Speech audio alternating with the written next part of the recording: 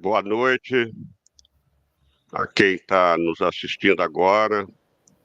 Boa tarde, bom dia, quem for assistir em gravação. E boa noite a Denise e boa noite a Eugênia.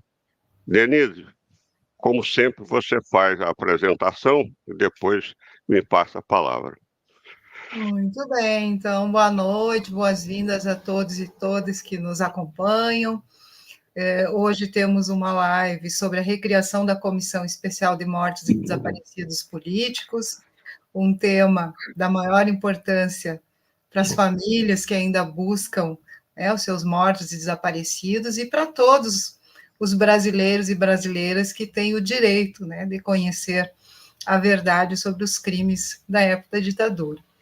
Para tratar do tema, temos uma grande honra em receber Eugênia Augusta Gonzaga. Obrigada por estar conosco, Eugênia, muito honrados, boas-vindas em nome do canal. Obrigada por nos dar a primazia nesse tema. A Eugênia é procuradora da República, presidente da Comissão Especial dos Mortos e Desaparecidos Políticos, mestre em Direito, atua na área de direitos humanos com ênfase na defesa dos direitos das pessoas com deficiência e na promoção de temas relacionados à justiça de transição. Na interlocução com a Eugênia, temos o nosso companheiro Francisco Celso Calmon, coordenador e fundador do canal Pororoca. Então, de imediato, eu já passo a palavra ao Chico, desejando uma excelente live para todos nós os que nos acompanham. Denise, é com um sentimento de vitória que eu te recebo, Eugênia, como presidente da Comissão Especial de Mortes Desaparecidos Políticos, porque é fruto de muita luta. E 1 ano e meio após o início do governo Lula, onde muitos já não mantinham a esperança. Eu mantive não só a esperança, como a articulação, a pressão, escrevendo. Só que o maior desafio vai começar agora, ou está começando. Eu sempre lembro da nossa história de Comissão de Anistia, Comissão Nacional de Direitos Humanos, a Comissão de Mortes Desaparecidos, e a falta de recursos, a falta de apoio institucionais, e a mobilização social, que flutua muito e às vezes nem existe, porque isso tem que ser fruto de um planejamento, com algumas variáveis e com algumas trincheiras. Nós estamos às vésperas dos 45 anos, da lei da anistia, 28 de agosto de 1969. São 21, 69 dá 21. 79, a lei é 79. Não é? 45 anos. 45 anos.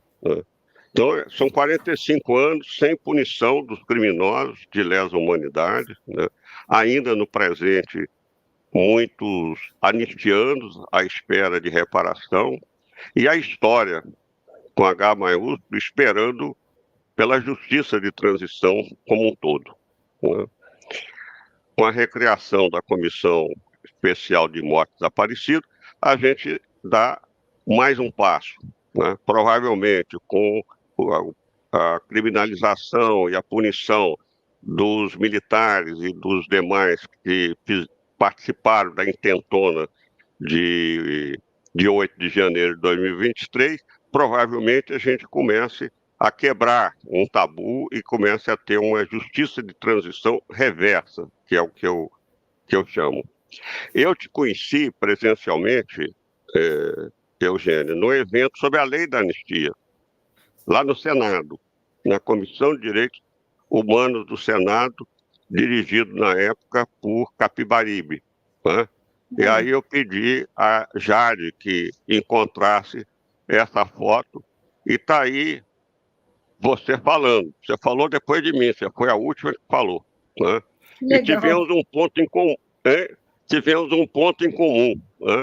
que era dizer que não cabia a revisão da lei da anistia, mas a reinterpretação, porque a revisão mexeria na lei e aí, para ter retroagir, não teríamos problema.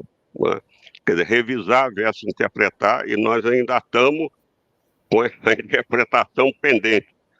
Né? O ministro Fux ficou 11 anos, né, com pedido de vista dessa lei. Eu gostaria que você também abordasse inicialmente essa questão, para depois a gente entrar na Constituição, na recriação, da reinstalação, para discutirmos onde estão os nossos mortos, nossos camaradas mortos, aparecidos, em que circunstâncias, né, que eles foram assassinados, as causas, etc.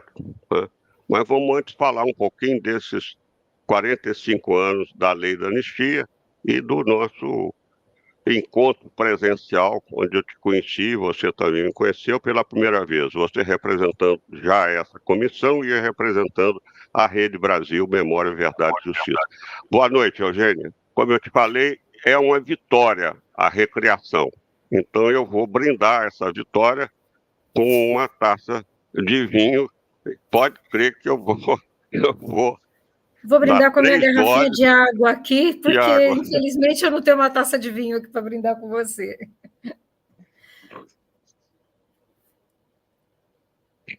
A palavra é sua, Eugênia. Saúde, Francisco. Bem, foi muito importante você trazer essa foto, porque ali tem duas pessoas que nós precisamos homenagear, né? Uma pessoa que está ali no cantinho da mesa, que é a Ela Vieco. Ela foi praticamente procuradora-geral da República e, infelizmente, ela acabou sendo preterida, e eu acho que se ela tivesse sido procuradora-geral da República no período do impeachment da presidenta Dilma, eu acho que a nossa história teria sido muito diferente. Acredito muito nisso.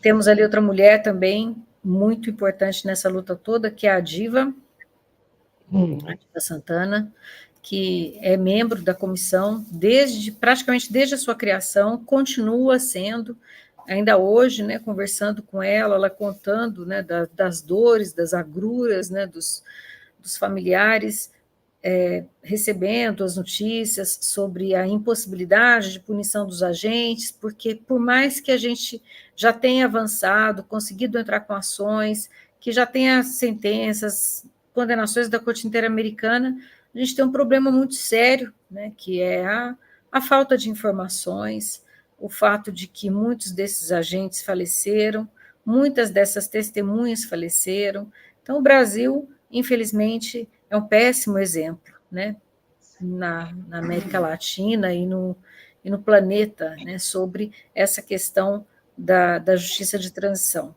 Porém, ele não é exceção. Ele é um péssimo exemplo, mas ele não é exceção. A justiça de transição realmente é um tema difícil demais, porque ela brota, né, de um conflito interno, um conflito onde todo mundo acha que tem razão, né, como a gente acabou de ver agora, com essa polarização de lulismo, bolsonarismo e outros ismos, e a gente acaba chegando, né, em situações de quebra da legalidade, e que resgatar isso, fazer a passagem disso para uma situação de normalidade, de legalidade, exige muitas providências, exige muita coragem dos governantes, exige que você, muitas vezes, não contemporize com certas situações. E a política, infelizmente, muitas vezes, ela é essa contemporização que a gente vê, né, por aí, como se bastasse virar a página. Mas a gente está vendo que não basta virar a página. Na questão da ditadura, com a lei da anistia de 79, que você falou, né, essa lei foi uma tentativa de se virar a página e não deu certo. Para algumas coisas ela foi boa, a gente não pode criticar apenas essa lei de anistia de 79, a gente pode até falar sobre isso. Ela foi também uma vitória, de muitas pessoas que precisavam voltar para casa e que puderam voltar para casa, né, depois dessa lei de 79, mas, infelizmente, os acordos, as contemporizações, como a gente falou, né, deram a ela uma interpretação que fez com que se pensasse que era possível apenas virar a página, como acontece em muitos países, como acontece em muitas situações de quebra da legalidade. Tivemos agora, recentemente, né, você acabou de lembrar do exemplo de 8 de janeiro, esperamos que essas pessoas recebam a responsabilização adequada, que elas tenham direito de defesa, que essas pessoas também não tenham seus direitos invadidos, queremos apenas que elas respondam, que elas sejam responsabilizadas pelos graves atos que elas praticaram. Porém, né, mais uma vez, o que a gente vê é mais tentativas, né, de contemporização, de esquecimento, e é como se bastasse virar a página para seguir adiante, mas não basta. Tudo que a Até a gente vê, anistia preventiva, né? chamem do que quiser, o que a gente infelizmente começa a sentir o cheiro, né, é de um acordo, é de uma conversa para que as coisas possam andar, né? Com todas as instituições. Nós tivemos, né, em 2015, uma situação de quebra da legalidade com a presidenta Dilma. Ninguém duvida de que aquele impeachment foi um impeachment antijurídico e que hoje nós estamos falando exatamente de quem quebrou aquela legalidade naquele período. Hoje, né, essas pessoas estão sendo baluartes para tentar manter a situação de legalidade nesse período. Por quê? Porque não adianta você contemporizar, não adianta você fechar os olhos, se submeter a um tipo de norma, a um tipo de constituição, a uma principiologia democrática. E, infelizmente, nós não vemos isso, né, nesse país e em muitos países por aí afora.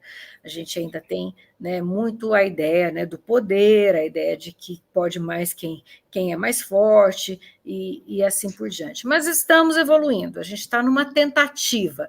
Porém, a gente sofreu uma rasteira, eu acho. Aqui no Brasil, a gente sofreu uma rasteira, né? O golpe militar de 64 foi uma rasteira, foi uma situação em que o país estava vindo numa democracia, numa situação das pessoas poderem eleger os seus governantes. Você falou do livro, né, que eu fui autora de um dos capítulos. Os meus pais contam, né, da eleição em que eles puderam votar ali pela primeira vez. Eu não me lembro, não sei exatamente de que ano ali que eles estão falando, mas foi na eleição do Jânio Quadros. Deve ter sido o quê? 60, talvez, né, 62, eu não sei, né, em que eles voltam para casa e aí eles descobrem que o marido do meu pai, né, votou num e minha mãe votou em outro, né, e aí eles têm uma briga, porque eles votaram, né, saíram lá da área rural, né, e foram lá, cada um votar contra a democracia, é isso, né, então a gente estava vivendo esse tipo de situação, e aí, de novo, né, aí vem essa rasteira, vem o golpe militar de 64, com todas as agruras que a gente já sabe, e vira-se a página com a lei da anistia e não se entregam os corpos, não se revela onde estão as pessoas, não abre arquivos, não pune os responsáveis. O Brasil é condenado na Corte Interamericana, continua não punindo. A condenação brasileira é de 2010, o Supremo Tribunal Federal até hoje não reviu sua posição sobre a reinterpretação da lei da anistia, né? Já houve campanhas pelo Reinterpreta Já, STF, e nada adiantou, até hoje tudo continua parado. Há ações andando aí pela primeira instância, tem ações até que já chegaram a uma condenação, mas, né, cabe recurso, obviamente, mas são coisas assim que já estão rolando no judiciário há 10, 15, 20 anos, né?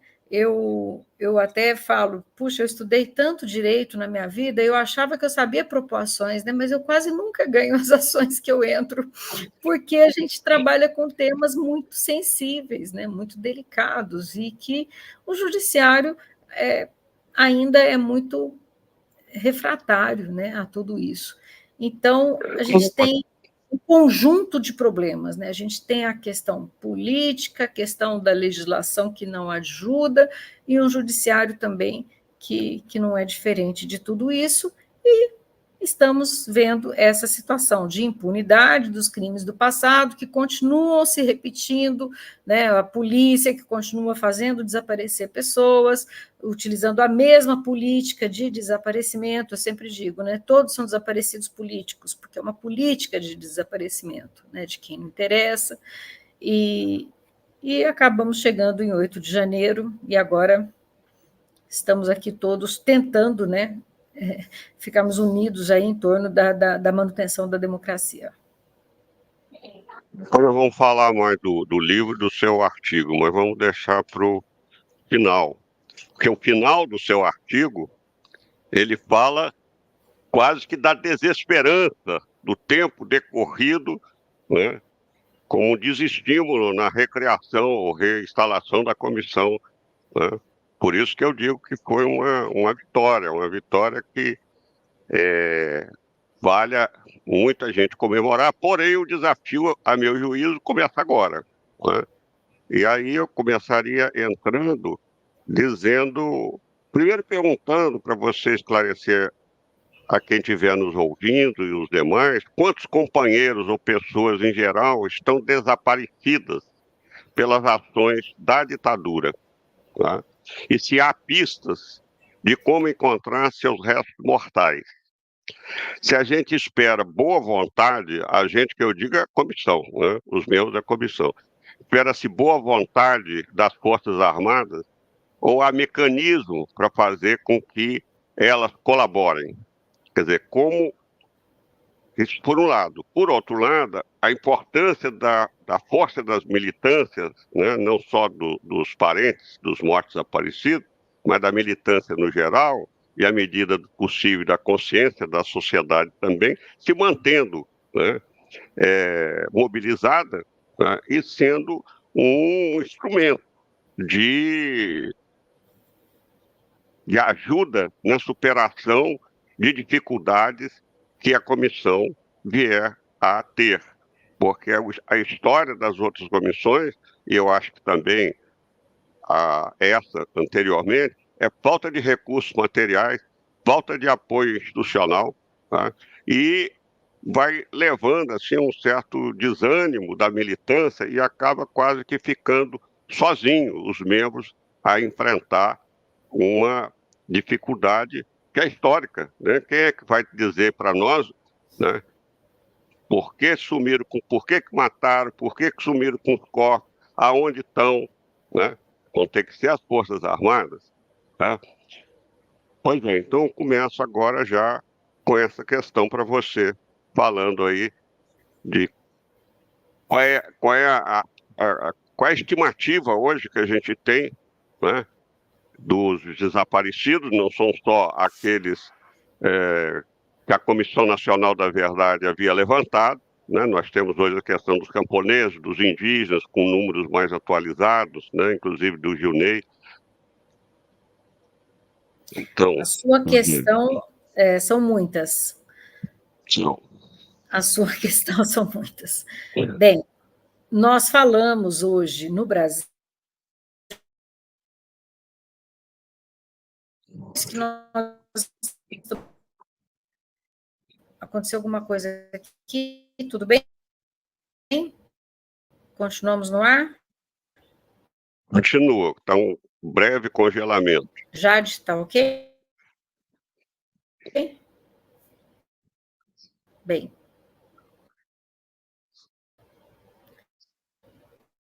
Está só um pouquinho congelado.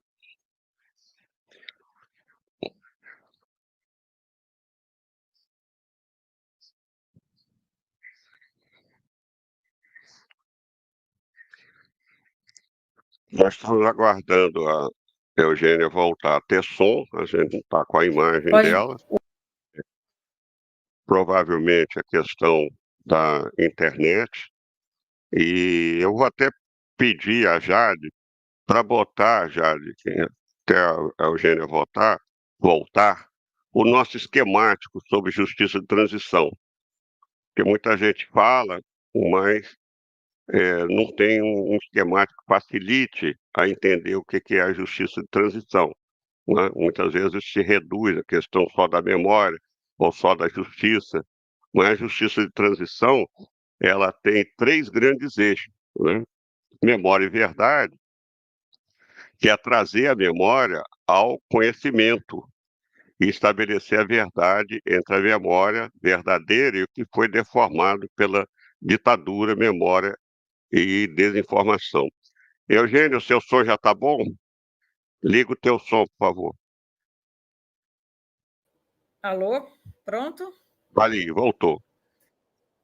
Pronto, Eu estava porque de aproveitando, repente estava aproveitando a todo tua mundo queda, sumiu. botando um esquemático sobre justiça de transição. Mas pode retomar. Isso é muito importante. Então, tem muito a ver com aquilo que eu ia falar. A gente tem que resgatar, eu acho que assim, uma história de como é que essas comissões surgiram.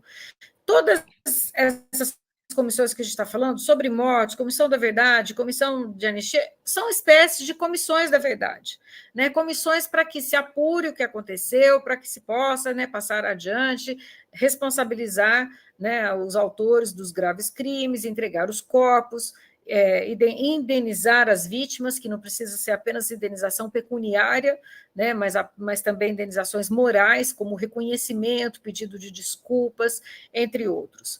Essa comissão que hoje eu fui novamente designada para presidir é a Comissão sobre Mortos e Desaparecidos Políticos. Ela foi criada em 95. Então, quando você menciona essa luta de 1 ano e meio pela Reconstituição, eu gostaria, né, de falar que essa luta é muito maior, né? A lei da anistia, que as pessoas confundem muito comissão de anistia com lei de anistia. A lei de anistia é a lei de 79, né, que foi um início do fim da ditadura de 64 para 85. Desculpa se eu estou sendo assim muito didática para os ouvintes aqui do canal, para as pessoas que assistem, mas eu acho que tem muita gente nova que às vezes não sabem, né, sobre esses detalhes. Então, essa lei de anistia, que hoje faz 45 anos, ela foi quase assim um início da abertura, da finalização da ditadura, e ela foi uma preparação para a impunidade dos agentes da ditadura. E como é que ela surge? Ela surge a partir da reivindicação de famílias, de vítimas, de pessoas que estavam presas, procurando voltar à normalidade. E o nome, né, já está errado, porque a gente é perdoado de um crime que a gente cometeu. A gente tem dúvidas, né, se quem lutou contra um governo ditatorial, um governo ilegítimo, que derrubou um outro governo, se essa pessoa é criminosa mesmo. Mas essa pessoa assaltou um banco. Responda pelo assalto ao banco. Mas não vai ser um preso político, não vai ser assassinado, né? Responda por aquilo efetivamente que pode ter acontecido. A maioria das pessoas ali que estavam presas pela tal de Lei de Segurança Nacional, porque às vezes estavam panfletando na rua. Não estou querendo minimizar, pode ser que tenha pessoas ali que sim, que possam ter cometido crimes, como eu disse para você, falsificação de documentos, acabei de exemplificar, né, um assalto a banco, tudo, que responda por isso, né? Não, continuo na transmissão, né? Bem, então vem a lei da anistia em 79 falando que essas pessoas que militaram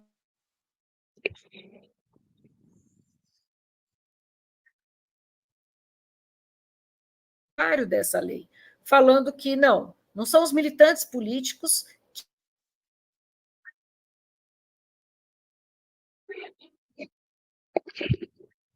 Já de volta com o esquemático, toda vez que ela cair, você volta com o esquemático. Então, nós temos aí três eixos: o eixo memória e verdade, né? E no eixo memória e verdade, depois o eixo da justiça, que se abre em dois subeixos, que é a reparação aos atingidos, diretamente ou transgeracionalmente, ou colateralmente. Daí essas comissões. Volto para a Eugênia. Sou eu que estou caindo ou é o canal? Sou eu que estou caindo? Você. Sou eu que estou caindo. Eu vou tentar entrar aqui com o meu acesso pessoal, se cair mais uma vez, né? Porque eu estou aqui no Wi-Fi do hotel que eu acabei de chegar. Peço realmente desculpas aqui, mas não teve tempo. O voo atrasou mais de uma hora, não teve tempo de fazer essa preparação. Mas então, vem essa lei da anistia de 79, as pessoas podem voltar para casa, mas ninguém fala nada, ninguém explica o que aconteceu. Então, em 1980, a gente teve familiares indo lá para o Araguaia procurar os seus filhos, achando que eles estavam vivos.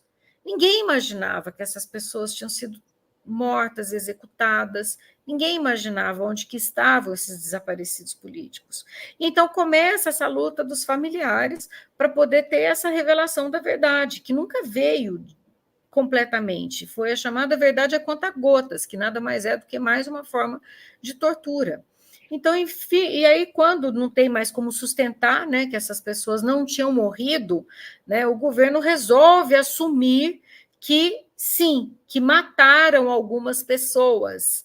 Né? Então, vem a lei de 95, você vê que a lei da anistia é 79, a ditadura acaba em 85, em 95 vem a lei 9.140, que cria a Comissão sobre Mortes e Desaparecidos Políticos, com esse poder de reconhecer as mortes, e foi uma grande vitória das famílias, mas eles colocaram ali um critério muito rígido. Nós vamos reconhecer apenas que morreram, não que matamos. Vamos reconhecer que morreram, né, as pessoas que pegaram em armas, as pessoas que atuaram em movimentos políticos e que estão desaparecidas, movimentos de resistência ao governo. E, infelizmente, esse critério muito restrito, dado pelas Forças Armadas no tempo do presidente Fernando Henrique, foi uma vitória, sim, a Lei 95, mas foi uma vitória muito tímida, perto daquilo que seria necessário, perto daquilo que foi reconhecido em outros países. Então, eles reconhecem que morreram, não que mataram, que morreram, né, as pessoas que pegaram em armas. E é por isso que no Brasil a gente tem esse número aí cabalístico de 434 vítimas da ditadura, que é um número apenas daquelas pessoas que foram reconhecidas como militantes políticos, pessoas que morreram ou desapareceram em situações ou interpretadas como sendo situações de resistência à repressão. Como você exemplificou muito bem, não foram computados camponeses, não foram computados indígenas, não foram computadas pessoas que, por exemplo, crianças vítimas de meningite, vítimas da falta de cuidado da época, não foram computadas pessoas que foram mortas também por aquele governo ditatorial, mas que não estavam exatamente envolvidas ou não foram interpretadas como um risco para a ditadura. Então, no Brasil, hoje, a gente chegaria facilmente à casa de 15 mil vítimas da ditadura militar, entre mortos e desaparecidos políticos. A gente chegaria facilmente a esse número. Mas isso não é reconhecido oficialmente. E, infelizmente, vieram outras comissões, né? Em 2002 vem a comissão de anistia.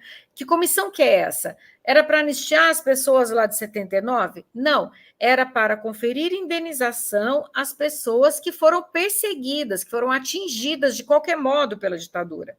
Essa comissão de anistia, né, o nome melhor para ela deveria ser uma comissão de reparação, uma comissão de...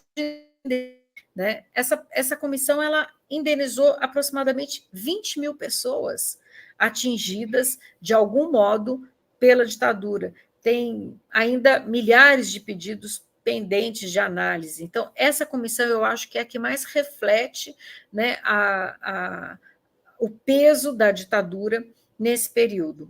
E essa comissão de anistia foi criada num momento em que o Brasil estava mais firme nessa questão da justiça de transição. Foi criada em 2002. Logo em 2005, nós tivemos a Corte Interamericana de Direitos Humanos, que teve a primeira condenação, que foi para o Estado do Chile, né, determinando que o Estado processasse e punisse agentes da ditadura, no caso Almonacida Arelianos. E aí, aqui no Brasil, nós começamos a entrar com as ações também, a partir de 2005. Isso foi criando ali, né, um caldo de discussão, o assunto voltou à tona, tivemos uma audiência pública no Ministério da Justiça em 2008, para saber se o governo iria defender os agentes da ditadura ou se ele iria atuar ao lado do Ministério Público Federal, cobrando a responsabilização desses agentes. Já era o presidente Lula na época, né, os ministros eram Tássio Genro, Paulo Vanucci, Nelson Jobim, e ganhou Nelson Jobim da defesa, no sentido de que a União não deveria se intrometer nisso, né, não deveria tratar do tema, continuou o mesmo silêncio, né, de sempre, e tivemos, então, essas ações a partir de 2007, 2008, 2009, que depois foram todas trancadas no Supremo Tribunal Federal, com a decisão do Supremo em 2010, dizendo que a lei da anistia, lá de 79, além de perdoar, estou aqui fazendo sinal entre aspas, para quem possivelmente não está enxergando, né?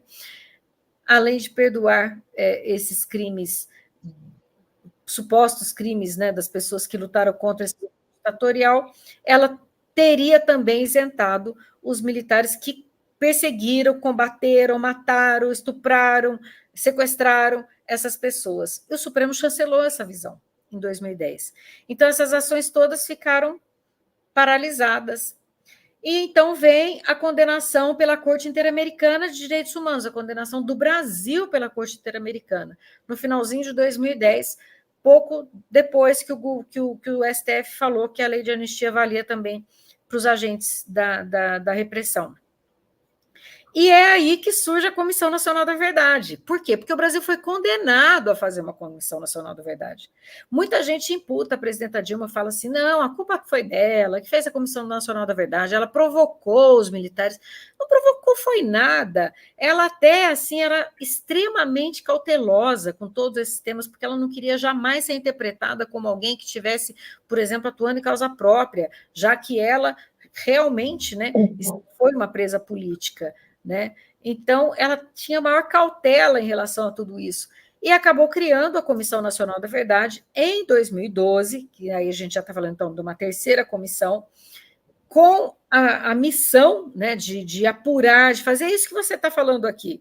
Para onde foram os cadáveres? Quem matou? Onde escondeu? Onde estão os corpos? O que aconteceu? Essa Comissão Nacional da Verdade tinha que trazer tudo isso. Só que ela foi também, novamente, uma lei muito tímida, e ela foi, na verdade, teve só 2 anos de funcionamento, foi, na verdade, uma comissão de sistematização, né? Ela pegou tudo aquilo que a Comissão sobre Mortos já tinha apurado lá desde 95, o que os próprios familiares haviam apurado antes ainda de 95, como eu disse, em 1980, as primeiras diligências foram feitas por familiares, documentos da Comissão de Anistia, e aí vem a Comissão Nacional da Verdade, chancela esse critério dos 434 mortos, né, e desaparecidos políticos, não abre, deixa isso como um capítulo para frente, para ser complementado, né? Então, as recomendações da Comissão Nacional da Verdade foram muito importantes, foram feitas em 2014,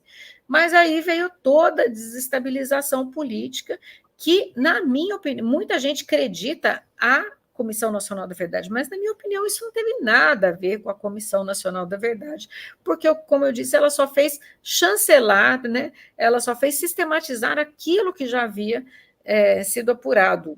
Houve um impeachment aí por questões que estão muito, muito além da questão da justiça de transição, que no Brasil realmente enfrenta obstáculos muito grandes até hoje. Até hoje, eu vindo para cá, como eu disse, né, o voo atrasou, peguei um trânsito muito grande, né? Eu vim ouvindo áudios, né, de familiares hoje, ainda hoje, né, esperançosos com a recriação da comissão, para saber se finalmente vai ter abertura de arquivos, se vão saber o destino dos corpos. Eles continuam pleiteando as mesmas coisas que eles pleiteavam desde 1980.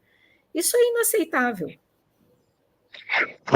Você apontou uma coisa que chama bastante atenção, né? Quer dizer, lei da anistia, para aqueles que foram condenados e pagaram pelos seus supostos crimes, né? Que, na verdade, era a defesa da democracia contra a ditadura. Que nós fomos julgados, condenados, e ainda sofremos todas as agressões de direitos humanos, como ser sequestrado, torturado, banido e etc. Né? Então, ela serviu para anistiar os nossos algozes, tá? Através de uma corruptela da interpretação do conceito de crime conexo. Então, você vê a certa esquizofrenia, né? Nós, como anistiados por crimes que não cometemos, eles foram anistiados, os algozes, por uma interpretação capciosa, tendenciosa, errada, né?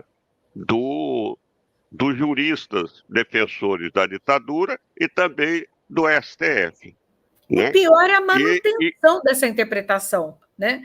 Porque é muito comum nos países em que esse tipo de guerra interna acontece, de comoção interna acontece, que o próprio governo tente se isentar. Isso é muito comum acontecer, né? O problema é passar 10, 20, 30, 40 anos e as instituições não amadurecerem a ponto de revisar esse tipo de entendimento. É por isso que esse tipo de crime contra a humanidade não pode estar sujeito à prescrição. Por quê? Porque demanda muito tempo para as instituições amadurecerem e chegarem à conclusão de que ela não pode se auto-perdoar, ela tem que fazer o seu dever de casa para poder, né, instaurar uma governabilidade com legalidade. Imprescritível, já tem súmula do 647, se não me engano, a súmula tornando os crimes da ditadura imprescritíveis. Né? Tanto que estamos entrando, eu mesmo entrei, já ganhei, a Dilma entrou, ganhou, pelos danos morais e físicos, né? Porque a anistia, a reparação da anistia é só profissional. Né? Nunca quantificou o sofrimento. Né? Mas, veja bem, eu te perguntei, né, se a gente vai esperar a boa vontade das Forças Armadas, que historicamente não demonstram essa boa vontade, eles estão comprometidos com golpes e tentativas ao longo da existência do Brasil, ou se há como manter o mecanismo de fazer os militares, né, contribuírem, Comissão Nacional da Verdade. E aí a Mariluce Moura, né, que é anistiada, foi combatente, né, prisioneira, etc., que tem o marido dela, companheiro dela, o Gildo Lacerda, desaparecido, ela te pediu para trazer essa seguinte questão. A comissão pretende fazer, o que a comissão pretende fazer para realmente avançar na identificação de restos mortais de militantes assassinados pela ditadura que estão recolhidos nas instituições da Unifesp e da UNB. E eu vou também já levantar a segunda também. Hein? Quer que repita, não? Você entendeu? Não, eu entendi. É que eu já ia responder, mas faça a próxima questão. Não, e a outra, que aí você responde. Como serão utilizadas as amostras de sangue de familiares coletados, de sangue dos familiares coletados pelos familiares de morte e desaparecidos para a formação de um banco de DNA antes da dissolução da comissão pelo governo Bolsonaro? Bem, começando então pela segunda questão. A questão das Forças Armadas e da relação com a comissão dos mortos desaparecidos e essas duas questões mais específicas.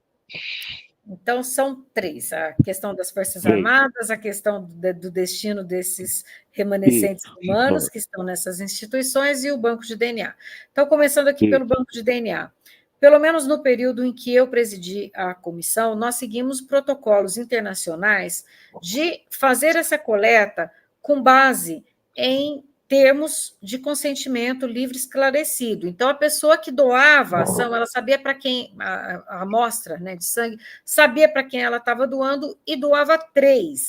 Então, ficava uma amostra com a própria comissão, lá no caso do Ministério dos Direitos Humanos, uma amostra, no caso, com a Unifesp, que era a que estava responsável pela análise, né, desses remanescentes ósseos, e uma terceira amostra com a ICMP, que é a Instituição Internacional de Pessoas Desaparecidas, Missing People, né, pessoas desaparecidas, que é uma instituição criada pela ONU, que atuou em guerras tipo na Bósnia e outras, né, que trabalharam com essa questão de valas e de identificação de mortos. Então, essas amostras não se perderam por conta de todo esse cuidado. Então, esse banco existe e esse banco ele não dispensou as amostras colhidas no passado, porque muita gente doou material genético para a comissão, mas sem esse critério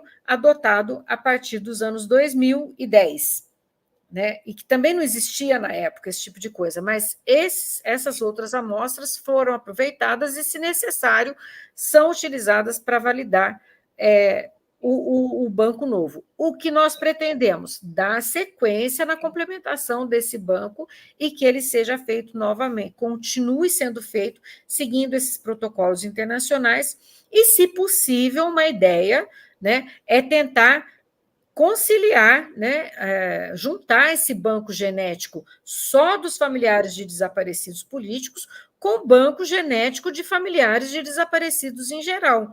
Daí a gente pode ter respostas que às vezes a gente, né, não imagina que possa vir, mas eu acho que é um passo, né, que a comissão precisa dar, que é fazer essa reunião de informações de bancos genéticos, e que não estão a cargo apenas de uma instituição. Todo o cuidado é ter essas amostras a cargo de mais de uma instituição, para que ninguém possa destruir, né?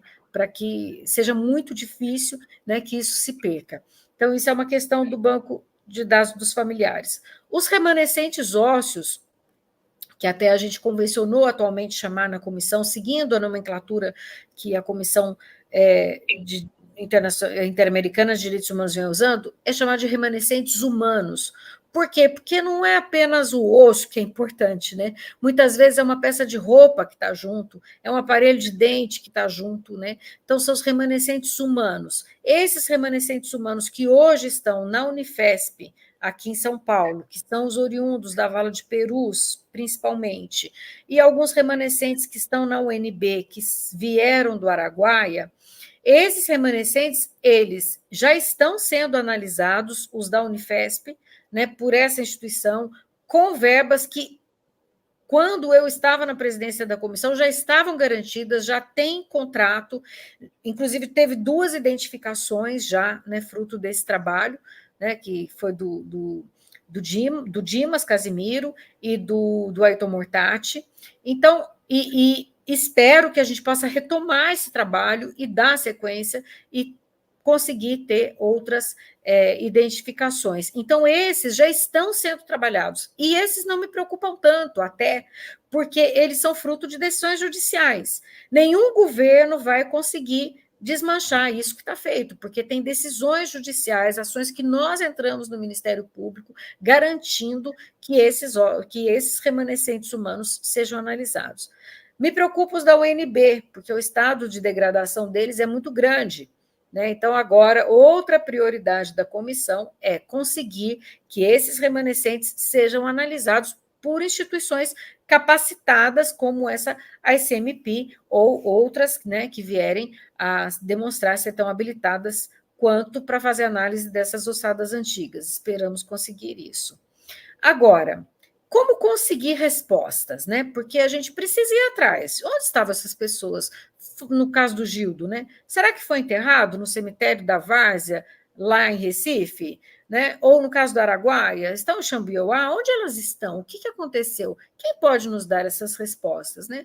A gente vai ter que, sim, que falar sobre isso com essas pessoas que participaram desse período. A Comissão sobre Mortos ela não tem poderes de intimação, mas ela pode requerer, ela pode solicitar a órgãos do Ministério Público, a órgãos judiciários que têm esse poder de intimação. E a gente vai ter que fazer isso. E eu acho que, além de utilizar esses canais de intimação, eu acho que a gente também tem que forçar, tem que tentar novamente a boa vontade. Eu não desprezo nenhum tipo de caminho. Eu acho que quanto mais o tempo passa, talvez as portas possam se abrir para que as pessoas sintam, né, vontade de cooperar, como aconteceu em outras situações, com Cláudio Guerra, por exemplo, né, que abriu informações, e outros, muitos outros. Eu acho que a gente ainda tem, assim, pelo menos assim, dezenas de pessoas por aí no país que sabem o destino de corpos, que têm informações para dar, e que talvez elas queiram dar essas informações. Eu digo eu digo sempre assim, que houve um pacto danoso, que foi o pacto pelo silêncio, um pacto que é vigente até hoje. A gente sabe que esses militares ainda cumprem este pacto, mas eles estão afoitos à espera de um sinal diferente. Eles querem uma sinalização diferente do Ministério da Defesa, do presidente da República, de alguma maneira. Então, eu venho falando, eu acho que nós estamos no momento de fazer um pacto positivo.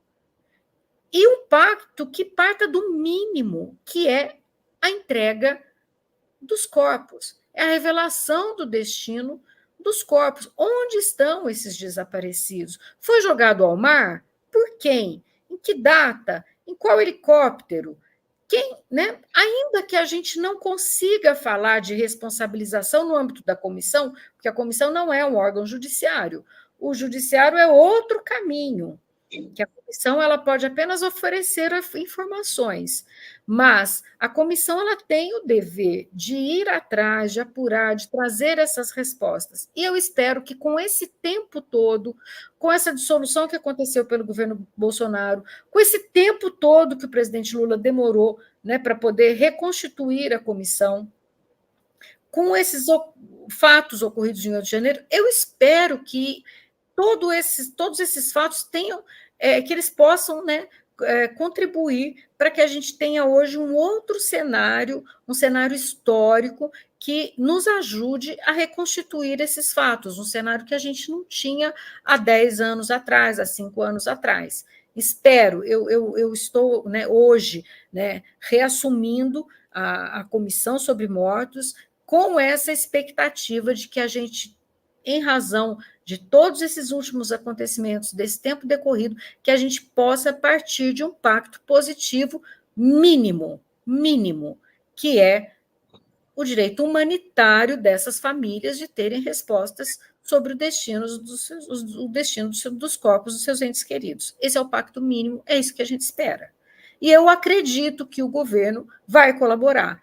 Eu acredito, eu tenho vários parlamentares que já se comprometeram com essa causa, né, em contribuir com emendas. Então, nós estamos aqui em agosto, eu acho que de agora para o final do ano é hora de trabalhar nessa questão burocrática, de reformular regimentos, reformular as resoluções da comissão, que todos foram, né, revogados, conseguir os pareceres da AGU para a gente, da Advocacia Geral da União, para a gente poder dar andamento a casos que ficaram paralisados, tentar reconstituir esse tipo de orçamento e tentar, né, voltar, né, a conversar, a falar sobre isso e apurar caso por caso. Nós temos que fazer caso por caso, é o que a gente já estava fazendo antes. Caso por caso. Cada desaparecido político tem que ter o seu procedimento e tem que ter algum tipo de resposta, ainda que seja negativa, né? Nós temos o caso de Perus, em que a gente apura ali a possível destinação de pelo menos 40 desaparecidos políticos. Pode ser que a gente encontre ali DNA de 4, 5 pessoas. E se a gente não encontrar desses outros 30, a gente vai dizer, não está na vala de Perus. É uma resposta. É negativa, mas é uma resposta. É mais do que, pelo menos, o que se tinha antes, né? Então, a gente quer caminhar no sentido de dar respostas para as famílias. Eu acho que a gente já tem esse tempo, acho que a gente já tem essa condição, e se a gente não conseguir dessa vez, quem sabe no futuro outras pessoas consigam, né? Mas cada vez o dano vai sendo maior e mais sofrimento, né? É uma reiteração da tortura. Eu gostaria muito que as altas autoridades desse país tivessem essa noção. Não sei se elas têm. A comunidade vai se tornando cada vez mais incrustada no DNA do Brasil, né? Mas vamos acreditar que vai acontecer. Mas mais do que acreditar que vai acontecer, você falou que essas comissões todas são comissões da verdade, ou seja, são pequenas trincheiras, pequenas comissões que vão auxiliando, né, a implementação de uma justiça de transição, já que não houve um planejamento global e tudo para chegar lá, né? Até porque depende muito de cada conjuntura política, né? E a nossa conjuntura política tem ficado extremamente instável, né? Hoje eu costumo dizer que a gente está sempre sobre um fio de alta tensão na nossa democracia, sem saber se vai ter mais uma tentativa ou não, né, de golpe e como é que vai ser, quais são os sinais, etc. Vira mexe, a gente tem alguns sinais nesse sentido. Aí, isso exposto, eu perguntaria, há uma relação já estabelecida entre a Comissão, né, Especial de Mortes Desaparecidos Políticos, a Comissão da Anistia, né, e há um planejamento, a sua comissão que você preside, né? Você está assumindo agora, mas parece que os outros membros já estavam trabalhando, né? Chegar a formular um planejamento, né? Como, né? Que a grande resposta dessa comissão vai ser o quê? Entregar aos parentes, né, os corpos, as circunstâncias em que aconteceram, etc., e uma satisfação à sociedade, né, de uma redenção àquilo que aconteceu com esses brasileiros, né? Uhum. Nesse sentido, uma das críticas que nós da Rede Brasil Memória, Verdade e Justiça fazíamos muito à CNV durante um longo tempo foi a não transparência do que estava acontecendo para a sociedade, tá?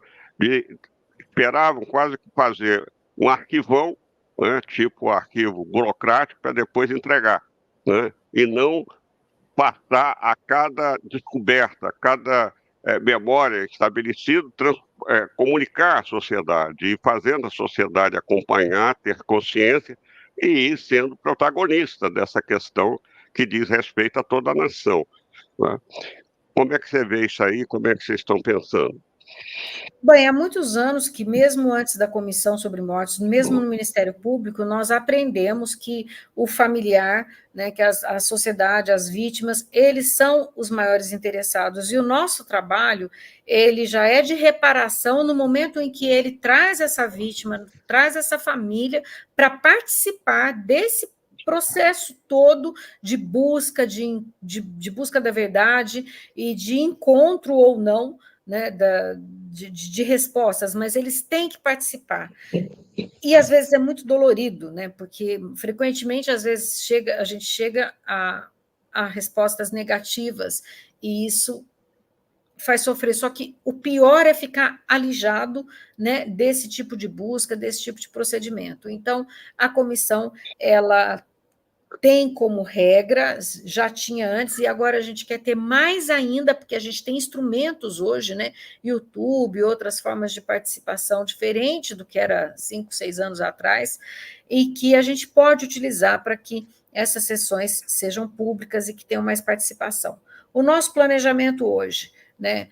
Reelaborar um regimento interno, porque, inclusive, isso foi revogado, né? Então, como é que vai funcionar as deliberações, quem é que vai cumprir ou não, quais são as atribuições do presidente, dos membros.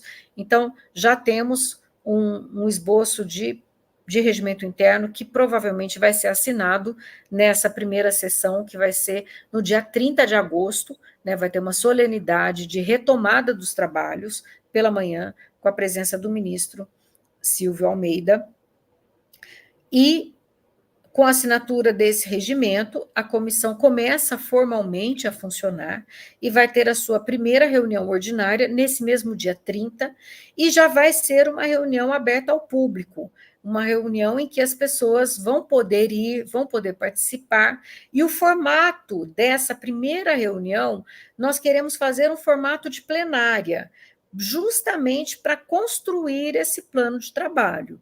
Nós temos alguns eixos, a gente sabe o que fazer, a gente tem as prioridades das retificações de assento de óbito, da garantia de segurança desses bancos de DNA, da retomada das identificações, das buscas, mas nós queremos construir esse plano de trabalho em conjunto com representantes de famílias, de vítimas, da sociedade civil, e esse segundo momento, então, no dia 30, será aberto. Tudo que vem sendo divulgado, as pessoas podem se inscrever para participar, né, presencialmente desse momento. Vai ser transmitido pelo YouTube, né? Então, pela manhã, a cerimônia formal vai ser transmitida pelo YouTube, à tarde também, e as pessoas vão poder mandar suas contribuições pelo e-mail que vai ser divulgado durante a sessão. Infelizmente, não vai ser possível ter um chat aberto, né, nesse YouTube, porque sabe da problemática toda, né, que a gente iria ter, que infelizmente seria contraproducente. Mas as pessoas que quiserem participar efetivamente, dando suas contribuições, elas vão ter o canal para fazer isso. E a partir daí nós vamos, né, construir esse plano de trabalho que vai ser implementado a partir de 2025. Nós vamos retransmitir, o canal Pororoca vai. Está vendo, a Jade está vendo aí a maneira de retransmitir essa reunião do dia 30. Contamos, né, com vocês. E aí eu ia perguntar se você tem assim algo mais direto, mais específico de, além dos familiares, do que nós, anistiados, nós combatentes da ditadura, enfim, as nossas entidades, né, e a nossa rede, Brasil, Memória, Verdade e Justiça, pode contribuir, colocando sempre à disposição, né? Estabelecer pontes aí, porque essa luta não é só da comissão, não é só dos mortos desaparecidos, é nossa, é do Brasil, para quem quer construir um outro tipo de nação, um outro tipo de sociedade. E aí, eu quero dizer, inclusive, que nós fizemos, acho que há uns 2 anos, um manifesto da rede, mais 19 entidades da pauta, propondo a criação de um órgão estatal, né, permanente, paritário, sociedade civil e instituição, né, governo, executivo, legislativo, Ministério Público, enfim, e do lado de cá, OAB, familiares mortos desaparecidos, filhos e netos, etc. Uma comissão permanente que tem uma amplitude maior do que só a questão dos que foram atingidos direta ou transgeracionalmente pela ditadura militar, mas também a questão dos indígenas, da escravidão e do etnocídio dos indígenas, né? Tanto o genocídio dos negros, uma comissão permanente, né? Isso tem que ser criado por lei, pelo Congresso, mas à medida que o Brasil consiga, né, sair ainda desse processo golpista que continua, né, latente, eu acho que é uma coisa para ir trabalhando. E penso, né, que com o êxito, com bons resultados da Comissão da Anistia, da Comissão de Mortos Desaparecidos, vai se palmilhando a possibilidade de construção, através dos nossos parlamentares, para a criação dessa, porque você aí fica independente de cada governo que chega, porque aí é um órgão permanente, paritário, né, e que tem essa missão de trazer verdade, memória, né, indicar reparações, não é fazer as reparações, e, sobretudo, discutir com a sociedade, com as instituições, as reformas, né, que o quarto eixo da justiça e transição são as reformas, aquelas que vão fazer com que não se repita, né? Sem as reformas, por mais que haja a criminalização, a responsabilização, a memória, a verdade, a reparação, mas isso não desaguar nas reformas do sistema, a gente vai continuar sujeito e aquela nossa frase, para que nunca mais se repita, vai continuar acontecendo. Mas, Eugênia, para a gente dar um passo mais conclusivo dessa nossa live, eu quero aproveitar para perguntar a você o que significou esse projeto, né, do livro 60 anos do golpe, Gerações de Luta, o que te motivou a entrar, né, como é que você está vendo, já decorrido, né, desde 1º de abril, o lançamento dele em diversas 7 capitais e vários outros municípios. Até hoje a gente tem lançamentos que vão acontecendo, né? Você teve muito à frente da articulação, depois por uma perda enorme na sua vida, né? Você teve que se recolher, né? Mas agora você está voltando, né? Eu queria então que você falasse dessa sua contribuição, o que significou para você esse projeto e da contribuição que você deu com esse artigo que chama A Ditadura Me Impactou.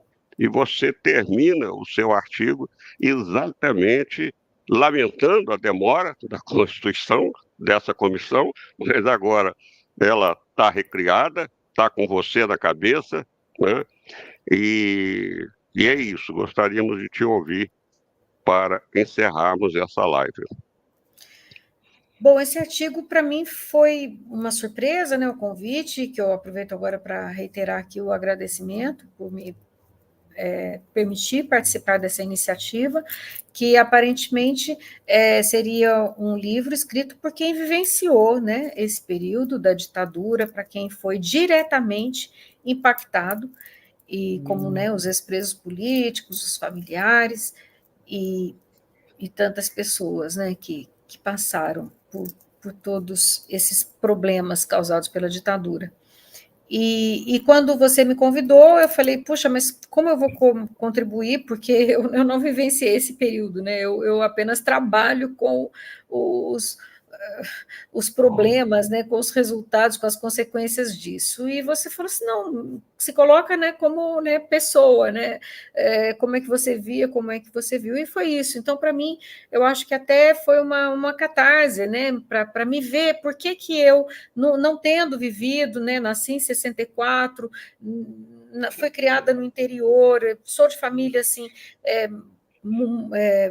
diferente, famílias de agricultores, né, não ligadas, né, à política, e acabei entrando para o Ministério Público, sou a primeira da minha família da área jurídica, não venho de nenhuma dinastia de juristas, né, mas esse tema caiu na minha mão, né, por uma questão de distribuição objetiva, eu não procurei, né, caiu comigo, como poderia vir outro tema, né, na minha mão, e eu estudei e eu cheguei à conclusão principiológica, né, jurídica, de que tinha que ser feito, né, e não fui, eu acho que eu não fui influenciada, né, por nenhuma visão de que devia ou que não devia fazer.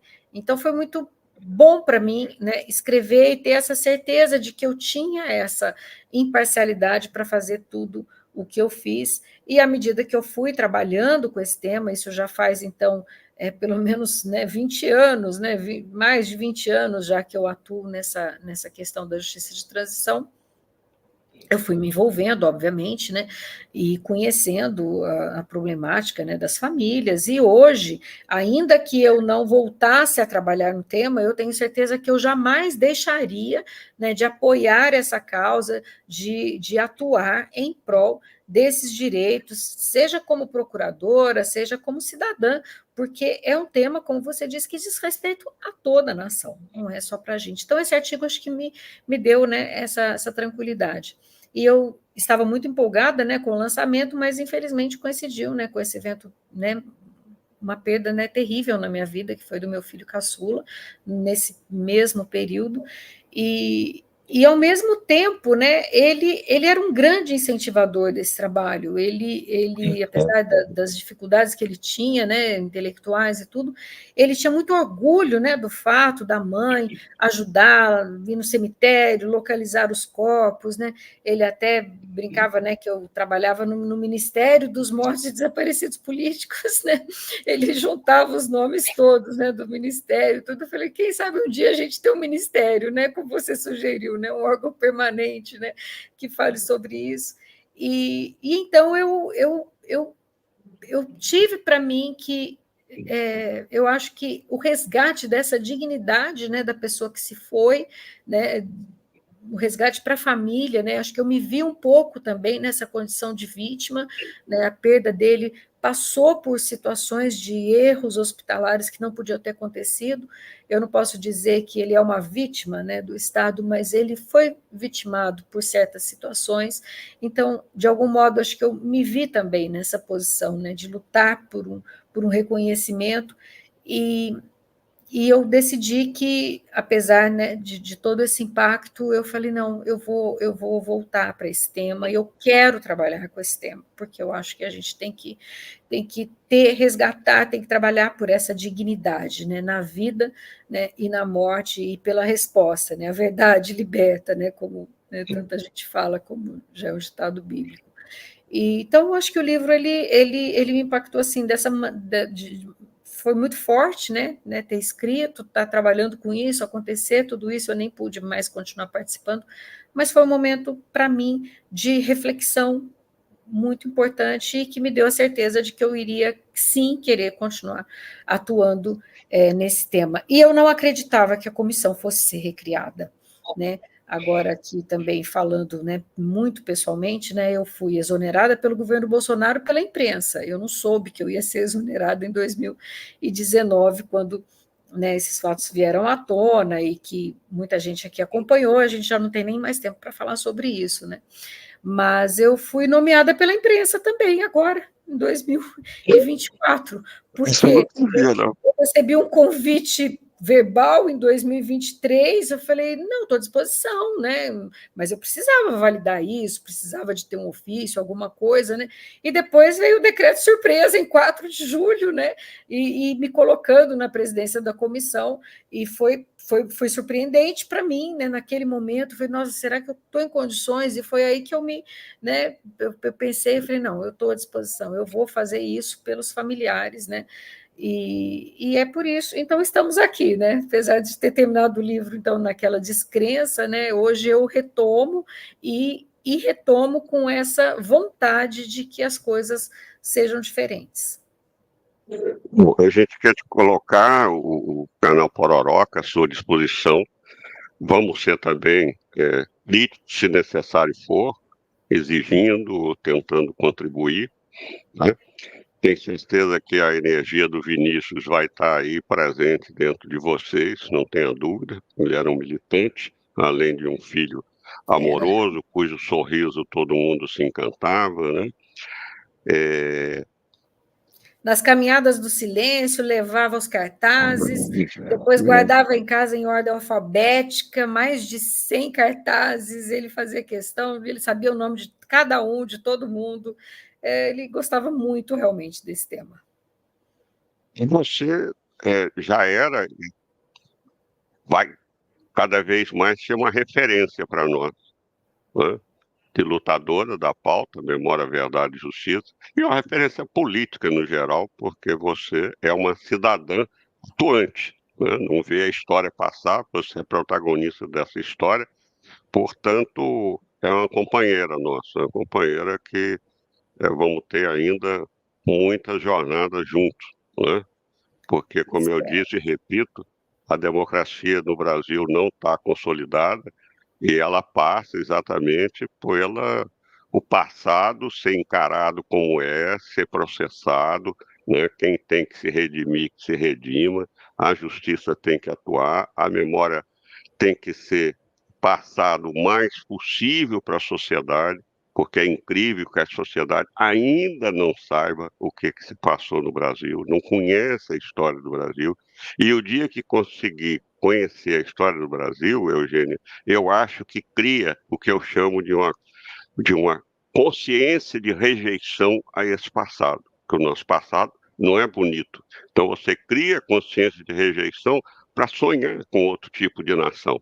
Então é preciso que conheça, e conhecer o que aconteceu com esses nossos companheiros, que não são só 434, vai se descobrir muito mais, mas os familiares poderem curtir o luto, que não puderam ainda, e nós possamos, né, homenageá-los como heróis da democracia, né? E esses são os verdadeiros heróis. A Comissão da Anistia diz que todos nós, anistiados, somos heróis e heroínas. Eu, num debate, eu disse, eu acho que os que foram mortos, que são desaparecidos, são realmente heróis. Eu acho que a geração como um todo é uma geração de heróis.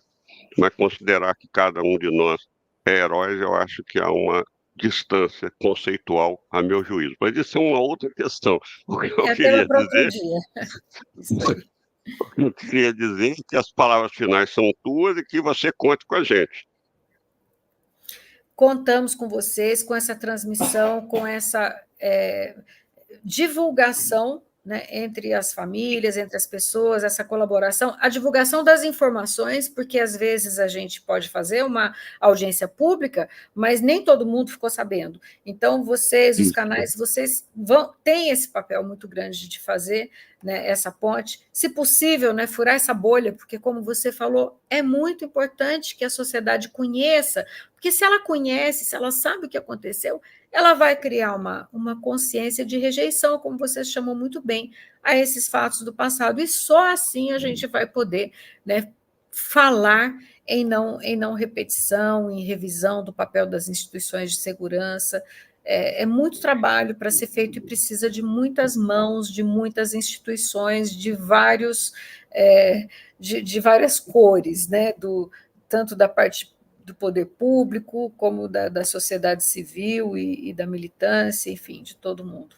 Mas eu preciso terminar aqui hoje, Calmoff. A conversa está ótima e outro dia a gente dá sequência. Por palavras finais, agora a Denise vai nos despedir, né? E eu vou, por final, brindar mais uma vez a essa nossa vitória e que haja sucesso da comissão. Denise.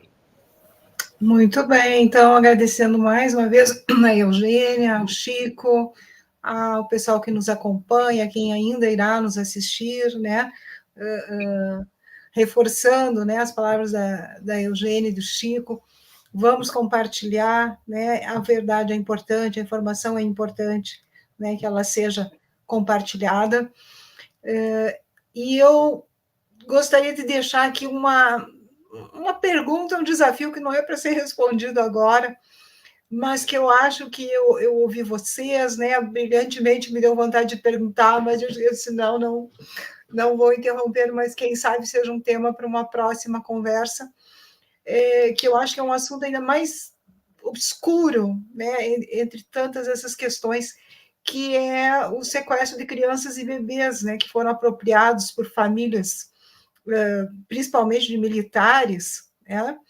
E é uma coisa que me pergunto onde entra, né, essa questão. Mas, enfim, Chico, fica para uma provocação aí para uma próxima live, quem sabe até com a Eugênia aqui conosco. Então, boa noite, obrigada, né, a vocês, e com certeza foi extremamente importante, né, quem sabe possamos dar continuidade em outras oportunidades. Nos sigam, né, no nosso Face, Instagram, YouTube, compartilhem.